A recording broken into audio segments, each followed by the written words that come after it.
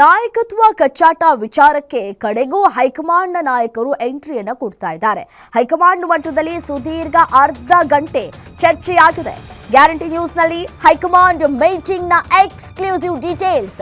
ಯಾರಿಗೆ ಪ್ಲಸ್ ಯಾರಿಗೆ minus, CM ಸಿದ್ದುಗ DK ಶಿವಕುಮಾರ್ಗ 2 ತಿಂಗಳಿಂದಲೂ ರಾಜ್ಯ ನಾಯಕತ್ವ ವಿಚಾರದ್ದೇ ಬಿಸಿ ಚರ್ಚೆಯಾಗ್ತಾ ಇದೆ. ಹೈಕಮಾಂಡ್ ಭೇಟಿ ಮಾಡುವುದಕ್ಕೆ ಡಿಸಿಎಂ ಡಿಕೆ ಶಿವಕುಮಾರ್ ಹರಸಾಹಸವನ್ನ ಪಡ್ತಾ ಇದ್ದಾರೆ. ಕಳೆದ ವಾರ ದೆಹಲಿಯಲ್ಲಿ 2 ದಿನ ಠಿಕಾಣಿ ಹೂಡಿದ್ರೂ ಕೂಡ ಭೇಟಿ ಮಾಡುವುದಕ್ಕೆ ಸಾಧ್ಯವಾಗಿರಲಿಲ್ಲ. ಹೈಕಮಾಂಡ್ ಹೇಳುವವರೆಗೂ ಸಿಎಂ ಸೀಟ್ ಬಿಟ್ಟು ಕೊಡೋದಿಲ್ಲ ಅಂತ ಹೇಳಿ ಸಿದ್ದರಾಮಯ್ಯನವರು ಹೇಳ್ತಾ ಇದ್ರು. ಗಲಾಟೆ ತಿಕ್ಕಾಟ ತಣ್ಣಗಾಗದ ಬೆನ್ನಲ್ಲೇ ಒಂದು ಮಹತ್ವದ ಮೀಟಿಂಗ್ ನಡೆದಿದೆ.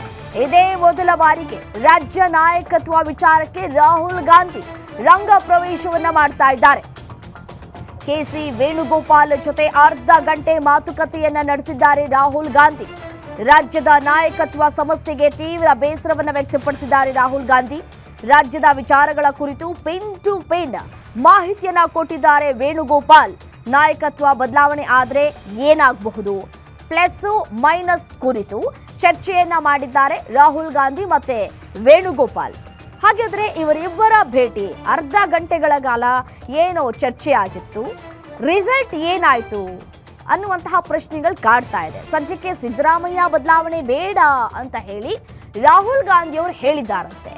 ಬಜೆಟ್ ಬಳಿಕ ನೋಡೋಣ ಎನ್ನುವಂತಹ ಸಂದೇಶವನ್ನ ನೀಡಿದ್ದಾರೆ ರಾಹುಲ್ ಗಾಂಧಿ.